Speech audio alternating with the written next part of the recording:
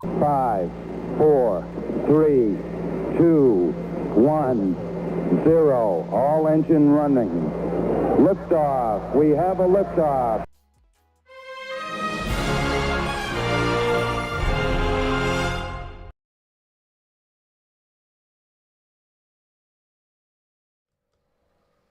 What's up, mga titos and titas? Welcome to Crypto Live Pilipinas Market Outlook by Exness. With us this afternoon is Inko and Lizing,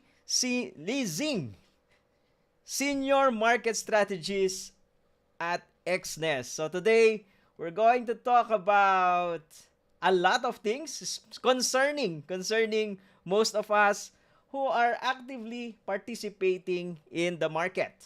We're going to talk about the tax reforms in the US market, US oil, crypto, yung paborito ng lahat i-trade, yung gold. So we're going to ask these experts on what's their outlook and probably shed some light of what really is happening in the market after Bitcoin went down to low 80K level from 90K level. Bitcoin is tanking. So what's next? All right. Good afternoon, Inky and Lee. How are you? Good afternoon, everyone. Thanks for having us here. Thank you.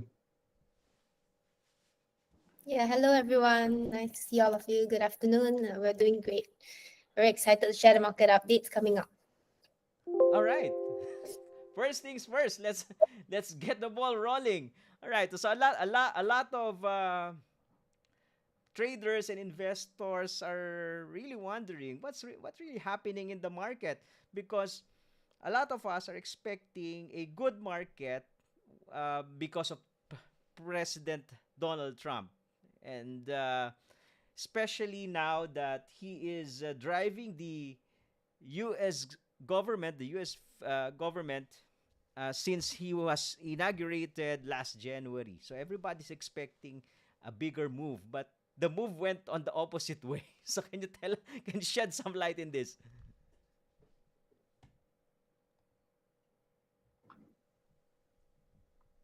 Okay, so let me talk about briefly about what is going on the Trump's presidency when he took the office. So we all know his policies tend to shake things up, and this time is no different. If he moves forward with more tariffs and changes up energy policy, we are looking at some real market shift, especially when it comes to inflation and the energy prices. And one of the biggest thing creating uncertainty right now is the Trump's approach to the tariff itself.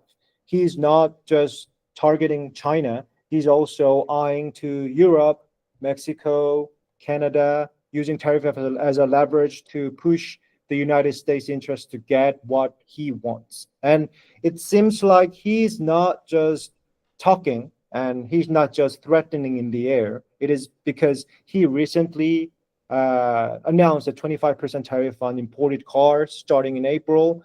On top of that, there's already a 10% tariff on Chinese imports, and of course, the 25 tariff on steels and aluminum as well. And now tariffs are expanding to things like lumber and forestry products as well. So costs may increase in more areas than the market initially expected. And at the beginning of the year, many investors thought Trump was just using tariff as a negotiation tool and that he wouldn't actually pull the trigger on most of them. But here we are. He is following through, and now most of the Wall Street inflation expectations are being adjusted upward. So things are happening, and now is a time for us to prepare for some kind of significant impact and think about why does this matter to us. And the first point is that the rising inflation makes it harder for the Fed to cut the interest rates. And if the U.S. economy slows down, sure, the Fed will try to step in and stimulate the economic growth. But with inflation creeping higher and the economy still holding up, rate cuts of the Fed, of the central bank, could get pushed further out. I think all of us, as a trader, we should think about this and be prepared with this. Is this something that was not anticipated by most of the traders and investors, considering that this is already the second term of Donald Trump? Yes, that's true. That is what I'm telling you, that market was thinking about this, that the Trump administration, President Trump will use this as a leverage, will use this as just a weapon, not not doing the tariff policies like this. So market thinks that the President Donald will not put the 25% tariff on Mexico and Canada. But see now, there's a 25% tariff on imported cars, and that will be impacted from April, and 10% in Chinese imports, and 25% in steel and aluminum and all the things. And he's threatening the Eurozone as well. I think he is talking about the real thing, not just using tariff as a weapon. And if this kind of reports and if this kind of news comes every day and every time, almost all of the risky assets, including the Bitcoin, will show the price decrease, just like what we are seeing right now for the Bitcoin prices. So, given that Trump continues to make the tariff not just a weapon, but he really means when he says 25% tariff, he'll be implementing this by March 4. So, but a lot of traders and investors are anticipating that he will just use it as a weapon, as a leverage towards these countries. But now that it will be implemented, how will this impact crypto, stock market, oil, and gold? So I just want to start with the oil, and in the back part we will just start talking with gold and crypto as well. So we should go back to the Biden administration, because the Biden administration had been pushing for green energy, which led to surge in EV, electric vehicle demand, renewable energy investments, and some kind of sustainability effort. But with Trump back in the office and back to the king's chair, we are looking at entirely different pictures. Trump has made it clear that he wants to boost the U.S. energy production. On one hand, this is about challenging OPEC's dominance on the global energy market. But on the other hand, it is also a strategy to counterbalance the inflation concerns by bringing down the energy prices. So there might be some questions. What happens if U.S. energy production ramps up? The answer is oil and gas prices could stabilize over time, and I will dive deeper into this later. But the key takeaway here is that energy markets are set to shift dramatically under the Trump's energy policy. Now, aside from energy, gold and crypto are the two other assets classes worth paying attention to. Let's see about the gold briefly before we go in a deeper perspective. And if you've been following a crypto space, you will remember how a few years ago, back in 2020 and 2021, Wall Street and markets started treating Bitcoin and Ethereum as hedges against inflation. And that kind of narrative still holds some kind of weight, but the real driving force behind Bitcoin's latest surge before this kind of tanked is Trump's pro-crypto stance. And even before taking office, Trump has been vocal about making crypto markets more regulated and market-friendly. He's also hinted at strategically stockpiling Bitcoin as part of a broader economic and the monetary policy. And as you might remember, a few weeks ago, he signed for establishing the U.S. Sovereign Fund. And there is a lot of expectations that the Bitcoin, spot Bitcoin or perhaps Bitcoin ETFs could be included in the fund. And this is why there is growing optimism around crypto under a Trump presidency. And from the long-term perspective, especially while we are living in the Trump era, of course, we can see, and there might be some ups and downs, just like what we are seeing today, because of some kind of concerns and uncertainty about the Trump administration tariff policy. But I'm pretty sure that Bitcoin could become an even stronger asset in our trading portfolios. So what we are seeing right now in the overall market, especially in crypto, is somewhat Bitcoin is related to a risk asset, not a hedge, not a safe Yeah. haven asset, right? Yes, yes, it is. But you also mentioned that the policy crypto policies of Trump is really rolling. We can see that he plays strategic people in key areas, regulatory areas in his administration that are Mm-hmm, pro crypto. So mm-hmm. moving forward, do you see in the long term that this will really have a good benefit in Bitcoin? Yes, and I think, as I said, the Bitcoin could become an like stronger asset to include to your portfolio because of what the Trump administration has, the situation and the environment with the crypto policy.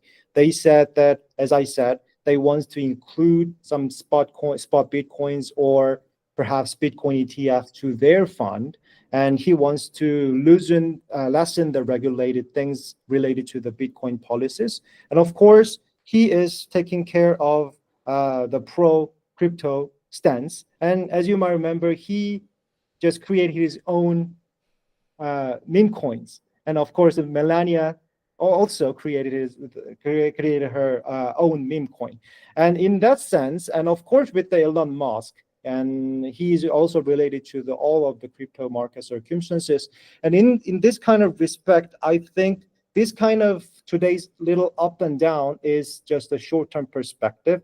And when we see in the whole Trump era in his presidency, and when we took this as a long-term perspective, I think Bitcoin is still a valuable asset to include to our portfolio.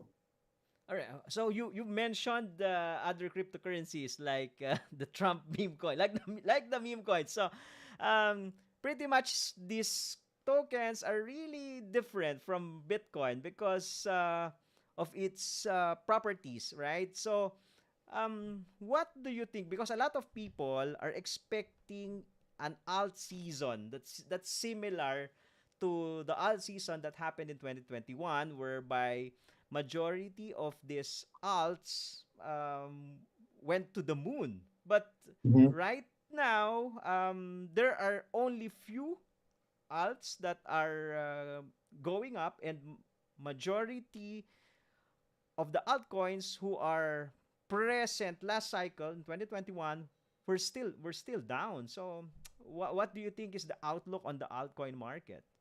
Okay, so maybe listen, prepare the crypto part. So can you answer the questions for the crypto?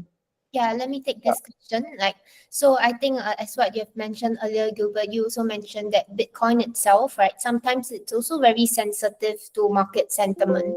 So when market are in a more risk adverse kind of situation with all the uncertainty that's going around the Trump policies, Bitcoin itself it's under a bit of pressure, even though on the long term, right, with all those policies in place and also the pro crypto stance that the Trump administration adopts, highly likely that there's a good chance that it would support Bitcoin's rally in the long run. But at the same time, in the short run, as we are seeing all this sell off either in equities or even just the short term retracement in Bitcoin, right? Altcoin itself, it's also taking a hit, as you've mentioned. So I think it's really driven by that risk aversion that is seen in markets, which is also causing the pullback in Bitcoin. And so I think that altcoin itself, because it's even more risk sensitive as compared to Bitcoin, so which is why now we're seeing that dip in altcoin. What's your take on the Trump coin, whereby we know that altcoins like layer ones, these are softwares. These are productivity tools, and yeah, we can't really ignore these meme coins. But what we experienced during the launch of the Trump token, uh, we saw a liquidity crunch from other Solana tokens that went into the Trump token. So, does this imply that there is no new money coming into crypto? So this money just came from these other meme coins and then transferred to the Trump coin, and then that's why Trump coin mooned. Think a big part of it's definitely driven by that sudden shift in demand, and also because in general the whole idea of meme coin, right, it's based on community. So if there is a demand that's high or there's a lot of community or chatter around that, then that tends to push the price of the altcoins or the meme coins a lot higher, right? So in this case, I think for the Trump coin, it's also because Trump himself is very influential, and given his position in US politics, right, this also created, I guess, credibility on that sense, which is why it also boosted the performance of the Trump coin. All right. So, given that Trump is really pro crypto, he announced that there will be policies that will be uh, pro crypto. Do you think that these policies will encourage more institutional investors to put in their funds Bitcoin and other major cryptocurrencies? Yes, yeah, definitely. I think that this will set the stage for more institutional adoption, right? Actually, when we saw the launch of the Bitcoin ETF, right, earlier, this last year, right, we already see that there is this increasing in terms of ETF inflows that has been supporting the rally in Bitcoin prices. But I think a lot of that is still early stage, right? It's driven by first the launch of BlackRock ETF, and then we have a subsequent ones coming up, right? And we saw inflows coming in from there. But at the same time, the most recent price pullback in Bitcoin has also been driven by outflows, right? In the ETF, we're seeing like in a day, right, more than 1 billion USD of outflows. So that also helped to pressure the Bitcoin prices slightly lower. So I think that in the short run, definitely it is still very responsive to like the general market risk sentiment, but in the long run, especially with the Trump policies in place and the administration setting making it clear that they are going to adopt more pro crypto friendly stance and also easing regulations, I think that definitely would set the stage for or that would set the stage for support Bitcoin prices higher. Yeah. All right. So everybody is waiting for this crypto regulation. So as soon as Trump entered the White House, well, it's been just 2 months, and I think he's doing what needs to be done in crypto, whereby he placed strategic people in these key positions. How soon do you think these policies, or at least a major crypto policy, can be drafted and implemented? Can we see a do you think in 2025 we're going to see a major crypto policy? That's a very interesting question. I think it is going to take some time before the major policies come in play. But I think what is also interesting apart from that, it's how do markets respond, right, when there is news like that. I think a bit, so in terms of how market respond when there is a major policies in place, I think it will not be too big of a shift because markets already anticipate that, in this 4 years when he takes office, there will be developments around the crypto regulations and also support institutional adoption. So I think in that sense, even if we do have a policy coming out, right, we are also seeing speculations around US adopting the US strategic Bitcoin reserve. But I think even if that comes true as a news, right, markets would have some kind of anticipation. So it's not completely new in that sense. Yeah. So I So think market might front run the the policies that will be implemented. by the So news. um yeah, so a lot of people are saying that the normal crypto cycle, the 4-year normal crypto cycle, can be broken this time because of these policies. Do you see that being broken, the 4-year cycle of Bitcoin? I think in general, right now, the focus would be more towards just his policies, right? And his policies, it's also driving a lot of movement in the market because of how they're constantly changing, right? And I think a big part of it is also the intention behind his policies, like what Enki mentioned. Some of them are used as negotiation tools, but some of the others, they are maybe more strategic in the long run, right? Maybe just to boost the US economy, or there is something that he wants. So I think in that sense, Bitcoin cycle in the long run, definitely it was. I think that it will still remain supported just because of this pro crypto stance that we've mentioned, and also these positions that were placed, right? They were strategically placed, and these are all people who are crypto advocates. So I think this also shows that there are plans, right, to develop and potentially boost US holding in terms of Bitcoin reserves. But in the short run, right, it might be more subjected to this either market manipulations or this market news just surrounding actions around what Trump administration is doing.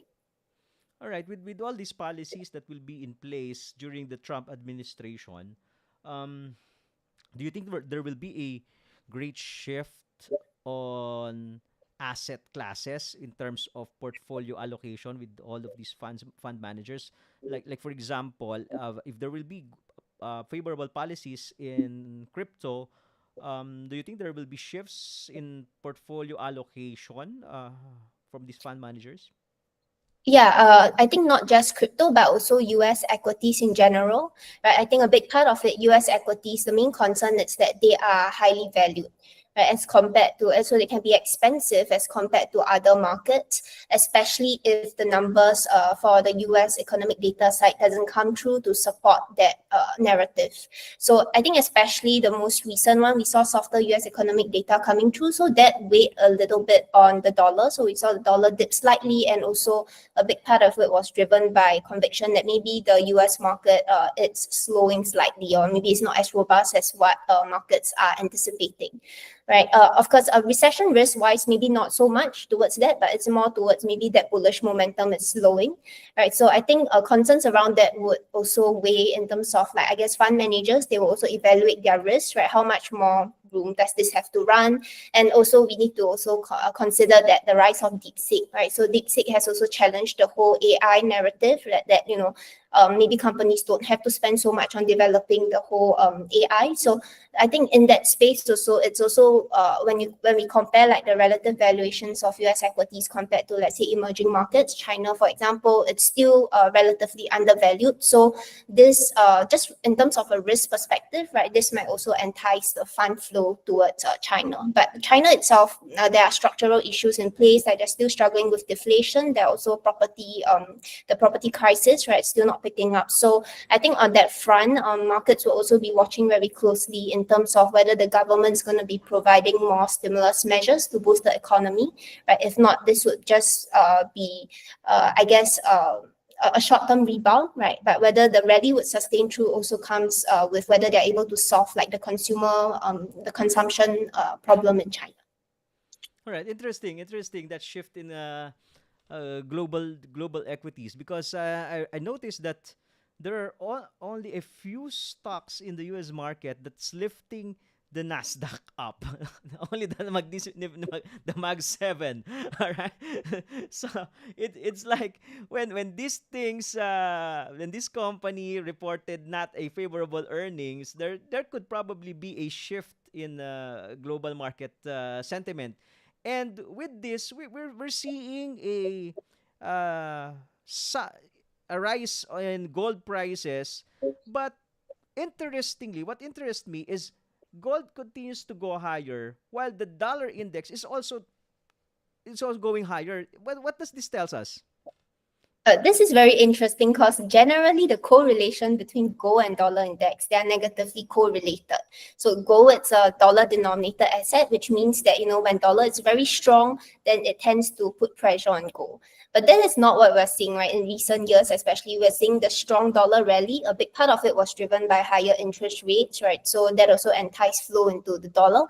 And then at the same time, right, gold is driven more by geopolitical risks, right? So we're seeing a lot of, like uncertainty, not just trade policies, but also uncertainty in terms of like geopolitical tensions, right, in the Middle East and all other regions as well. So in that aspect, I think gold itself, that correlation, it's no longer there, right? So even though dollar it's slightly weaker right now because of the softer economic data, but at the same time it still remains quite resilient because Fed has mentioned that they'll be data dependent, so they're going to just keep interest rates higher for longer, right, until there is sufficient evidence to show that inflation, it's going to come down. So in that sense, I think the correlation between gold and dollar, it's slightly off right now. And big part of it for gold's rally, it's driven more by central bank purchases and also just demand in terms of the safe haven flows. Yeah, adding to the listening's comments, the main reason why gold is rallying right now, this is because inflation concerns from Trump's tariff policies have made gold even more attractive as a hedge against the rising prices. And plus, like listings, that central banks worldwide are aggressively accumulating gold right now, and it is also fueling the price surge. And between the recession fears that coming out of the market right now and some kind of remaining geopolitical risks and the ongoing shift in the global trade dynamics, there is growing concern that inflation will continue to eat away at cash value, making the gold an even stronger safe haven currently. All right, so the gold is really doing what it's supposed to do as a safe haven asset, while while Bitcoin, being a digital gold, is not really on that side. It's more correlated on the as a risk asset right now, right? Yes, it is. All right, so it you mentioned that a lot of central banks are purchasing gold. So Mhm. are they seeing something really what are they really seeing something in the global economy that makes them to go to a safe haven asset? Yes, this is because I think it is also related to China. And of course, there is ongoing geopolitical risks regarding the Ukraine and then Russia. And I want to talk about, expand the view to the oil and the China, because right now, all of the market is worrying about how Trump will initiate their tariffs. And all the tariffs and all the inflation is related to the US oil prices right now. So if Trump moves forward with energy independence and rolls back the environmental regulations, US oil production is pretty much guaranteed to increase. And loosening drilling restriction creates a more like favorable environment for oil producers, and it will make easier for them, for the US to ramp up the oil output. And here is something to keep in mind that from a short-term perspective, this increase in oil supply could put downward pressure on oil prices. And this could open up some trading opportunities if you want to bet on the lower prices. So if you ask me about the central bank, the gold accumulation, and all the things about geopolitical risks, it is related to oil prices. And of course, this is related to inflation. And of course, is related to the Chinese and US, the trade problems. All right. So we're expecting oil to be much lower because of this drill policy of Donald Trump. But there are also economists that are saying that oil is heading lower primarily because of a potential recession, which is a slowdown in the economy. Yes, so in that sense, we should carefully see the oil demand of China. So one of the most important things to keep an eye on this year is, like I said, is Chinese oil demand and the relationship between US and China. And the Trump is likely to do everything he can do to block China's market dominance across multiple sectors, including semiconductor and everything. And if US-China tensions heat up, then China might start cutting back the US oil and natural gas imports, and instead strengthen energy ties with, let's say, Russia, Iran, or Saudi Arabia. And that alone could shift global energy flows in a big way. And on the flip side, if the trade war escalates and both sides start hitting each other with economic retaliation, we could see supply chain disruption that push oil prices higher. So the bottom line is to watch China's next move and how Trump responds to it. And it will be a major factor in shaping energy markets this year, 2025. So it's like we need to watch these two giants. Yeah, yeah. Yeah. So so what do you see? So this we're going to our last part of our show today. So we need to know your outlook about the overall market, crypto, gold, US equities, um, in the first half of 2025. What do you see, especially this coming April? It will be a tax season, and there is a sell in May and walk away thing in the stock market. What do you see? What's your outlook in the first half of 2025? Okay, so I will talk about the oil and the rest, maybe gold and Bitcoin, maybe Listen can take it. Okay, so for about the oil perspective, if Trump energy policies collide with his harsh tariff on Canada or Mexico, we probably could see major disruptions in the oil market. First, higher oil import costs would put an enormous strain on US refiners, and it will lead to higher gas and energy prices across the country. And as we talked about earlier, that would push inflation even higher, hitting American consumers right in the wallet. And another key issue is North America's oil trade dynamic could shift drastically, and Canada and Mexico have been key energy partners for the US. But if Trump actually imposes these kind of tariffs over and over and over again, they might start selling more of their oil to China or Europe instead to selling these kind of things to the US. So what does it mean for the US? And there is less domestic supply and consequently higher oil prices. So based on all the above facts, Trump's trade and energy policies could end up fueling the inflation and that he's trying to control. And this is something that we should keep an eye on as it plays out. Yeah, adding on to that, like for the gold as well as Bitcoin, right? I think the first one probably would markets be watching would be the Trump's trade policies because of how inflationary it is in nature, right? Gold itself, as what Enki mentioned, right, it is a hedge against inflation. So in that sense, it could also present more upside risk for gold, right? But so also to keep in mind, like gold is at extremely elevated levels. We have seen a very significant rally, right, ever since the start of last year, right? So just pushing prices higher. So I think that in the long term, gold is likely to remain supported, right? And especially if there is anticipation for the Fed to lower interest rates when inflation eventually come down. And markets are currently pricing about 75 to 100 basis point of that rate at the end of the year. So if that comes true, then that could also weaken the dollar and support gold prices, right? So I think just from geopolitical risk perspective, inflation perspective, right, it will help to support gold prices. A Bitcoin, on the other hand, would be it will be a balance between, I guess, risk sentiment as well as Trump's policies, right? In the long run, if the administration continues to adopt more pro-crypto friendly stance, then it's likely that Bitcoin would continue to move higher. But at the same time, if we do see a very significant sell-off in US equities, Bitcoin being, more of a risk assets could also take a hit, like a short-term hit.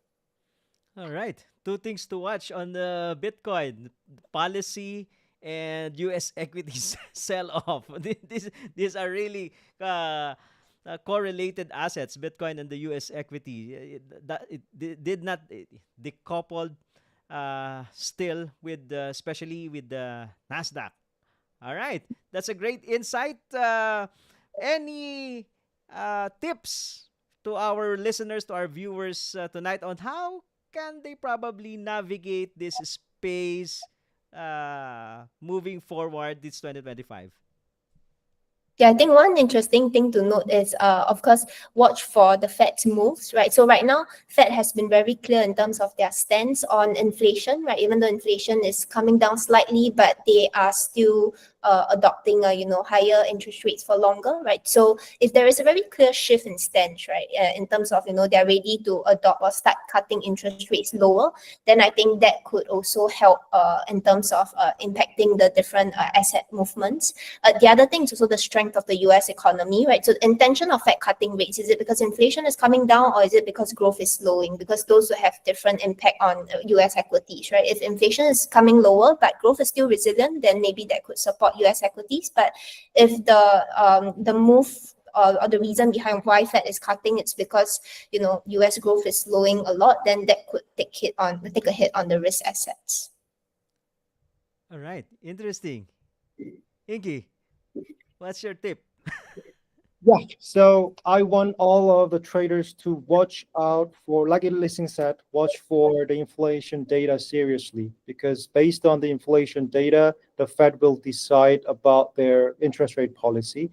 And based on those kind of interest policy, like I said, the US equities and all the risky assets will show some kind of huge volatility. So let's say if Trump policy, tariff policies impact the inflation, and if the inflation didn't come down and it just increase over again, there is no chance that Fed could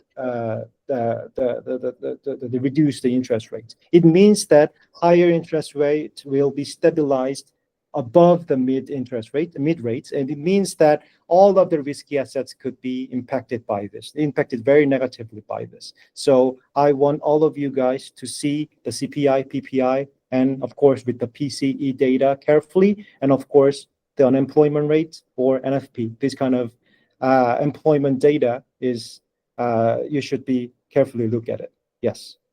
All right. So inflation data, very, very important. All of this economic data will help us decide on how can we navigate crypto, gold, and the US stock market in general. So thank you, Inky and Lee. It's been a very insightful afternoon, and we hope to see you more often in the show.